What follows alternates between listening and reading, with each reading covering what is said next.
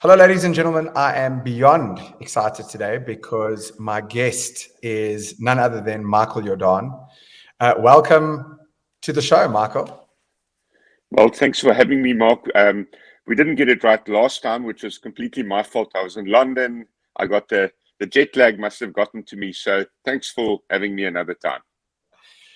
No, it's only my pleasure. So, you are someone that I deeply admire, often from afar. I think that there are so many people who talk about the problems in the world, but I don't know how many of those people are ever really trying to do something to solve those problems. And I think for those reasons and many more, I'm really excited to have you on here. Maybe, maybe giving me just a little wrong view. Maybe just giving me a little view of where you're at currently and what's going on in your life for like 30 seconds. Look, Mark, you're quite right. I love it when you can solve problems. It's a little bit like when you watch a sports game and you want to win, or you see a Sudoku puzzle, or something that you want to solve. I see startups like that. I'm still backing about 25 different ventures, some of them large, some of them small, and it gives me great joy because the whole thing about making money and creating wealth is a completely secondary outcome. When these startups are successful and they solve problems, whatever they are, textbooks to kids, or I don't know, solar power instead of burning coal, that gives me the joy that at least in a way I'm backing people who are making a difference in the world. Yeah, and I guess that was kind of alluding to the first question I wanted to ask you. You were the former CEO of South Africa's oldest bank, and I think it's safe to say that you had transformed with a team the fortunes of FNB over that time. And then you subsequently left and you became a venture capitalist. And I would love you just to run me through the thinking. I mean, you could have just taken it easy and settled down for a bit, but you went into this world of entrepreneurship effectively. What made you do that? Yeah, look, it was a long time ago running a big bank. It was an amazing experience, and you're quite right, it was with an amazing team. That's part of the secret of life, right? Surrounding yourself with people who are better than you, and then empowering them. Then amazing things can happen. It's probably the only trick I know, get the people around you define you. One of the privileges I had in that role in FNB and then part of the first rank culture was that it was very much about intrapreneurship. In other words, being an entrepreneur, but within a broader context. And I saw there what could happen when you launch new things, new greenfield ventures, and how massively they could grow. And I was also obviously very much exposed to technology and what technology could do. So the route from running this big business and then going into startups, being a venture capitalist, wasn't not that big a leap. Now, obviously, if you're in a big corporate, you've got a lot more capital at your disposal, and often you can leverage the main brand. So if you started a new business in FNB and you could put the FNB brand onto it and you had access to the customer base and the distribution channels, it was a lot easier. So clearly in the real world outside of a big corporate, it's much, much harder. But the basic ethos of trusting people, allocating capital incrementally, making sure that you bet on something new in the way that you anticipate the world's going to be, that was the same. Yeah, and in that, you landed up investing in some really interesting businesses. Some of them I'm an absolute customer of. I mean, three highlights that come to mind is you decided to start a bank or found a bank with a team. You started Rain, so you went into the telecommunications space. I'm a customer of yours there. And then you even invested in a cryptocurrency exchange locally. I mean, there's numerous others, which we can get to. But to me, it seems like you picked some very broad categories and you really decided to go head on within a very established market. That tends to me to think you want to solve some really big problems. How do you see it? What made you do what you did? Yeah, those are three interesting examples. And, I really am the first to say that in every case, it wasn't me, it was a team. We got a great team under Brandon in Rain, and the 5G is really making headway now. So, Mark, I don't know if you're on 5G yet. It's something you should look into.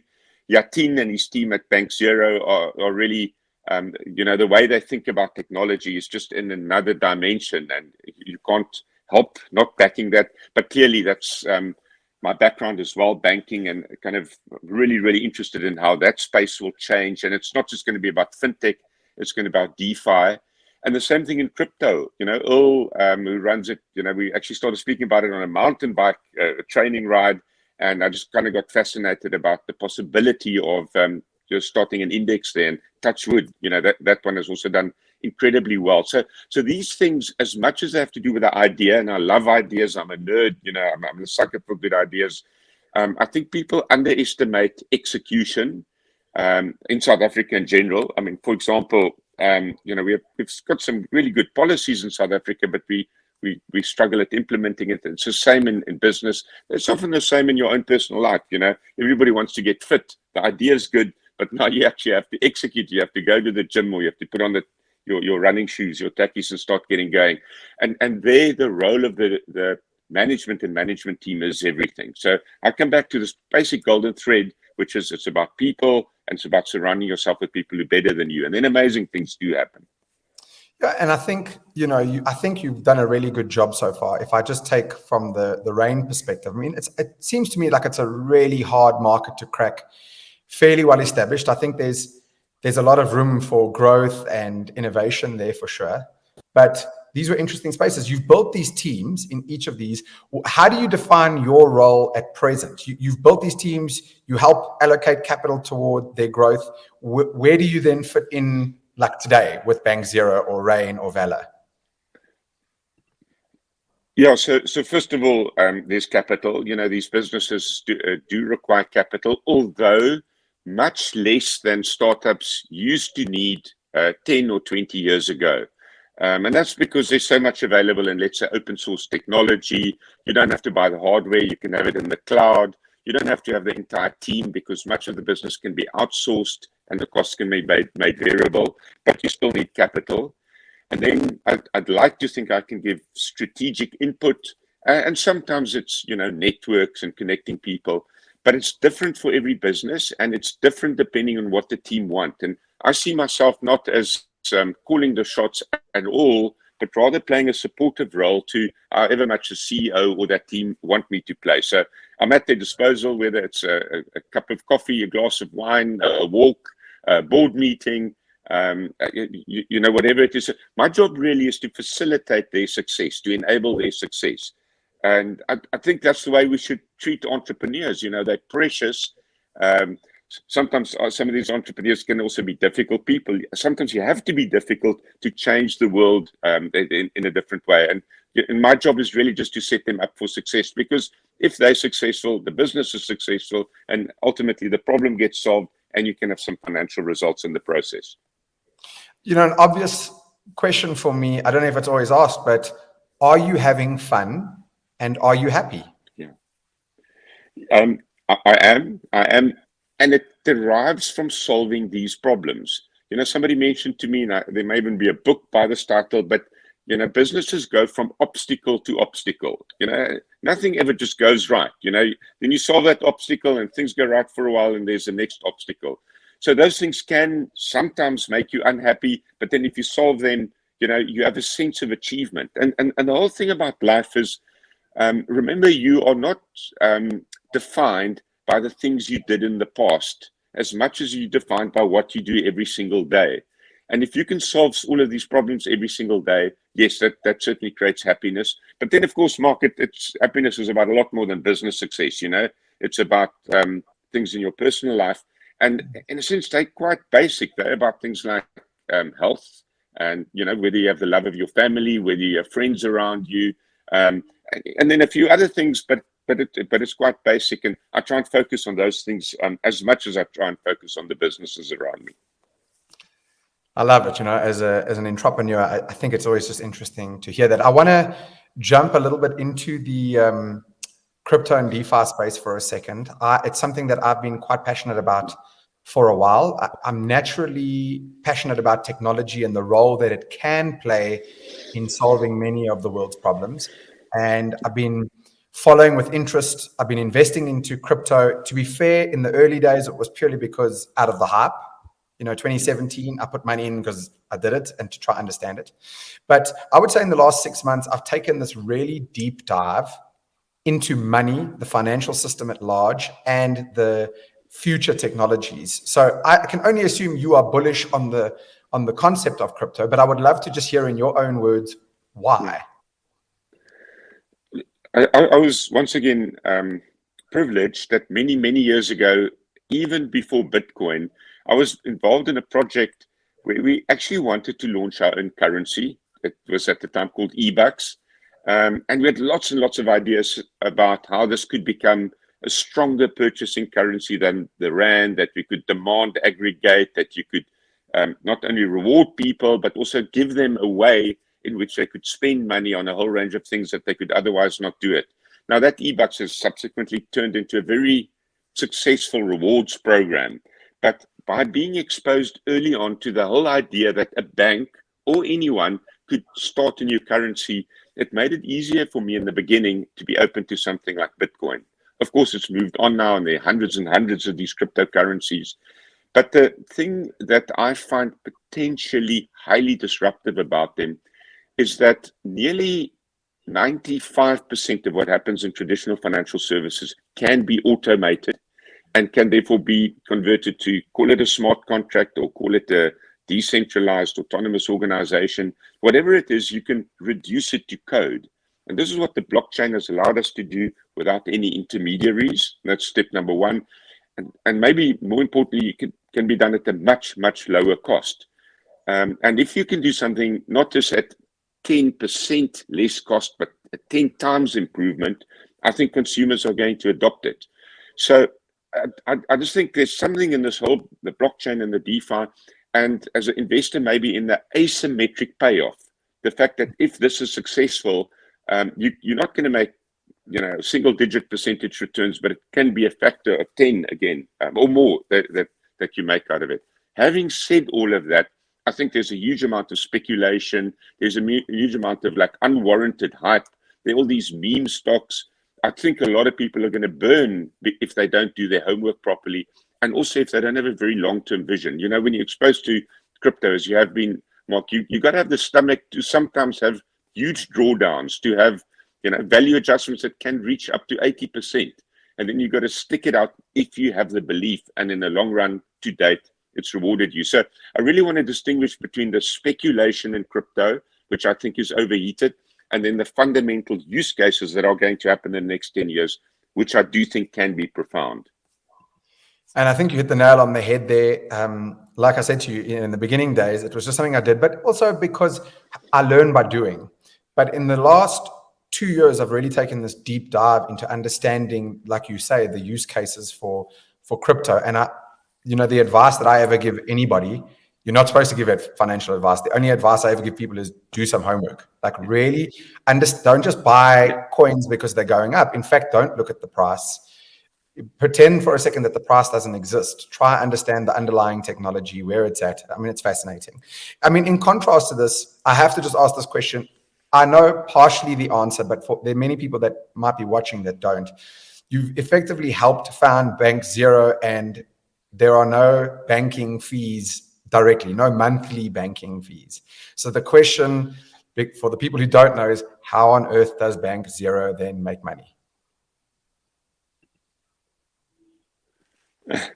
Okay, so it's an interesting question because I get it often. I get it at every braai. And then I tell people that they're a little bit caught in the Stockholm syndrome, where you become so,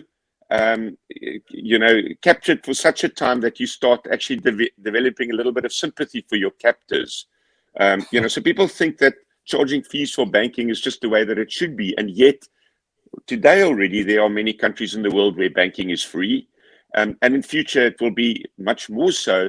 And that's because the cost of technology has come down so significantly. So it's possible to develop an entire new banking system using a lot of proven but free open source technology. And with this very low cost base, you can leverage it to the benefit of the consumer. Of course, there are revenue streams. In the case of BankZero, a big one will be on interest margins, because there's still a massive difference between retail interest, or the interest that retail depositors get, and what you can get on the wholesale market.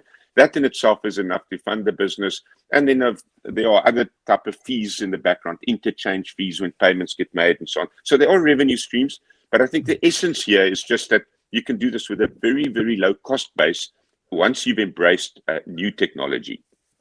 Yeah, I mean, in a sense, not to blow smoke up your ass, but I love people who put their money where their mouth is, and you've literally done that, figuratively and literally. I guess the last question that I really want to delve in for you is what next, right? You come out of traditional banking, very successful career, you head into this venture capital space, you invest in how many businesses? Is it 25 plus businesses, if I understand correctly? Yeah. And so now exactly. you've closed off that capital, which I think is more than fair. You've found these industries that you want to invest in. You're helping these people. You're playing support role. You're helping with networking. Whatever. What next? Because I get the sense that, to a degree, someone like a Michael Jordaan who wants to solve problems can't just sit still, or am I wrong? I'd love to know. Marcus, your question about kind of what next now that I've fully invested on 25 different companies.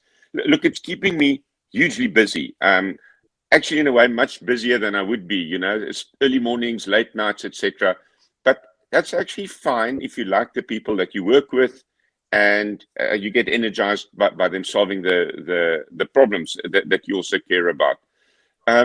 The nice thing about also being involved in these fast-moving businesses is you don't really need to define what exactly is going to happen next year or the year thereafter, because things kind of happen to you. So I can't tell you that I've got this macro plan that in 10 years I'll be doing something radically different. I love what I'm doing. I want to keep on doing it. I actually want to keep on working till my very last day on earth. And that would be my advice to a whole lot of people who are now working kind of 9-to-5 jobs or corporate jobs and so on, that one day there may be a life for you after that as well. One where you could also be involved in startups. It's hugely stimulating. It doesn't have to be, kind of every single hour of the day as it is for me, but it's a different way of engaging yourself in the world.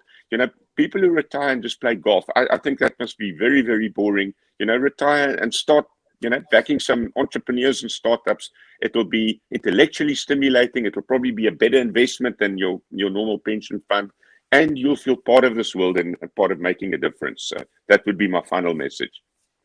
I love it. I wanted to say thank you so much for giving me some of your time. I think it is important for us to be able to understand what people like you are doing, certainly more the mindset. The mindset, I think, really matters, especially during a crazy time that we're experiencing right now. I know you said that's the message you want to leave people with, but I want to just close off by saying thank you, and maybe just give you a chance to create. Is there perhaps a parting thought? Just that, like, whatever you want to go, it's literally whatever's on the top of your mind that you want to leave people with.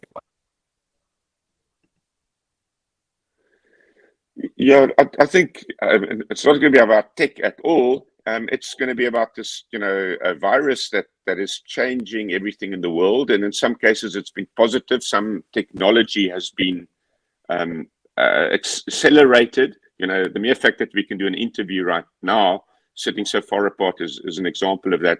But my message isn't about technology. It's coming back to people. Life is all about people. You are best defined by the 5 people you have most contact with, and hopefully your friends. So I just think it comes down to basic human relations. That's the thing that you got to focus on to be happy in life and to be successful in business. So it's all about people. Michael Jordaan, as always, thank you so much for your time. Thank you for always being so generous with it. My goal is always just to glean from people that I think are doing cool things. I think to your point, you're not just doing things from a monetary perspective. If anything, it's heartfelt. I love it. I think South Africa needs more of it. I really appreciate your time. Until next time, thank you so much. Thank you, Mark. Thank you for listening to me. Thanks for the interview.